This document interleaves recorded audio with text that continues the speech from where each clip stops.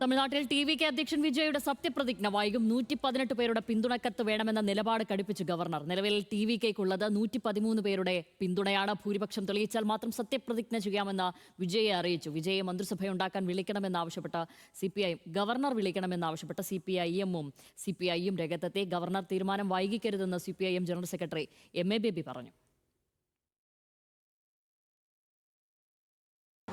തമിഴ് വെട്രി കഴകം ആ പാർട്ടിയെ ഏറ്റവും കൂടുതൽ സീറ്റുകളുള്ള പാർട്ടിയായി വോട്ട് ചെയ്ത് തിരഞ്ഞെടുത്തിട്ടുണ്ട്.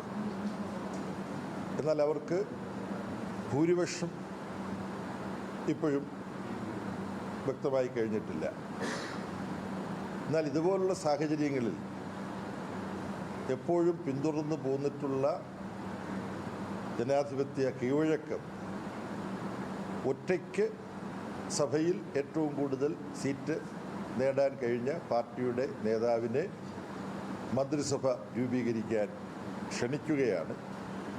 സംസ്ഥാനങ്ങളിൽ ഗവർണർ, പാർലമെൻറ്റ് ആണെങ്കിൽ രാഷ്ട്രപതി.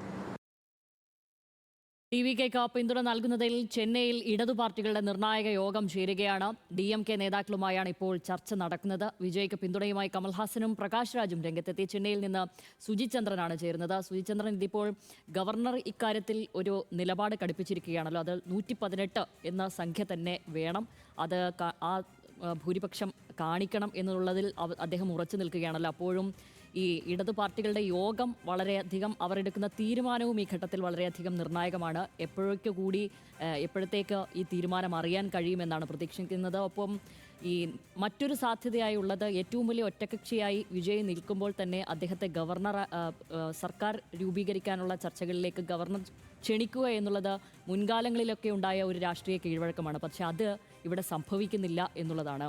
എന്താണ് അങ്ങനെ ഒരു നീക്കത്തിലേക്ക് ഗവർണറെ എത്തിച്ചിരിക്കുന്ന ഒരു ഘടകം, സാഹചര്യം?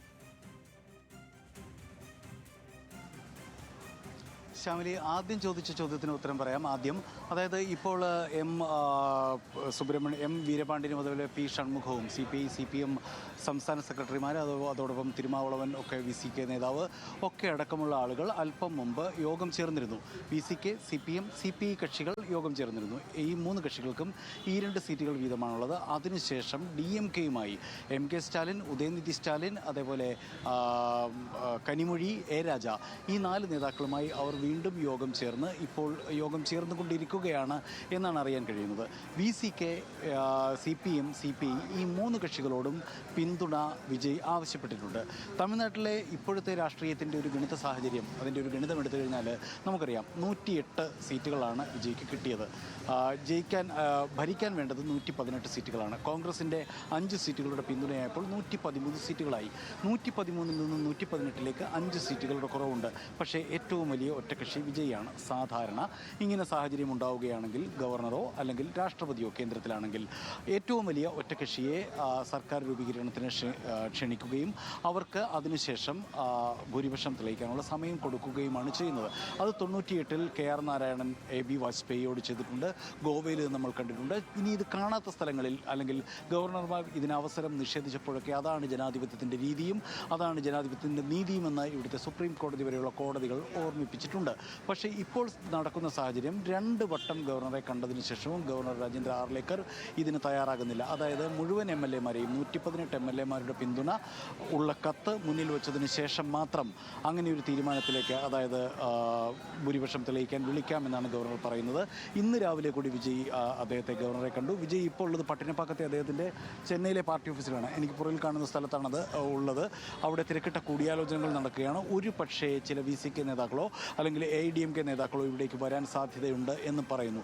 ഗവർണറുടെ ഈ സമീപനത്തോടുള്ള പ്രധാനമായി ഉയരുന്ന വിമർശനം, അതായത് രണ്ടാമതായി ചോദിച്ച ചോദ്യം, അതായത് ഈ ഭൂരിപക്ഷം തെളിയിക്കേണ്ടത് ഗവർണറുടെ മുമ്പിൽ MLA-മാരെ നിരത്തി നിർത്തി ഒരു പരേഡ് കാണിച്ചിട്ടാണോ എന്നാണ് കോൺഗ്രസും CPM-ഉം CPI-യും അടക്കമുള്ള കക്ഷികൾ TVKയും അടക്കമുള്ള കക്ഷികൾ ചോദിക്കുന്നത്. സഭയിലാണ് ഭൂരിപക്ഷം തെളിയിക്കേണ്ടത്. സഭയ്ക്ക് മുമ്പിലാണ് തനിക്ക് ഈ 118 പേരുടെ പിന്തുണയുണ്ടെന്ന് തെളിയിക്കേണ്ടത്. 115 പേരുടെ പിന്തുണയുണ്ടെന്നും ബാക്കിയുള്ളവരുടെ പിന്തുണ ഉണ്ടാകുമെന്നും അതിനുള്ള സാഹചര്യം രൂപപ്പെട്ടു വരുമെന്നും കാണിച്ച് ഗവർണർക്ക് ഇന്ന് ഉച്ചയോടുകൂടിയിട്ടാണ് ഇപ്പോൾ വിജയ് പോയിട്ട് രണ്ടാമതും ഗവർണറെ കണ്ടത്. ഇന്ന് ഉച്ചയ്ക്ക് ശേഷം ഗവർണർ കേരളത്തിലേക്ക് മടങ്ങാൻ ഒരു സാഹചര്യമുണ്ട് എന്ന് കണക്കാക്കിയിട്ടാണ് നേരത്തെ പോയി കണ്ടത്. പക്ഷേ ഗവർണർ വഴങ്ങിയില്ല. അതിനർത്ഥം ഇവിടെ സർക്കാർ രൂപീകരണം തമിഴ്നാട്ടിൽ നീളുകയാണ്. നാളെ സർക്കാർ രൂപീകരിക്കുമെന്ന് നേരത്തെ വാർത്തകളുണ്ടെങ്കിലും നാളെയും ആ സത്യപ്രതിജ്ഞാ ചടങ്ങ് നടക്കാനുള്ള സാധ്യത നിലവിലില്ല. ശ്യാമിലി.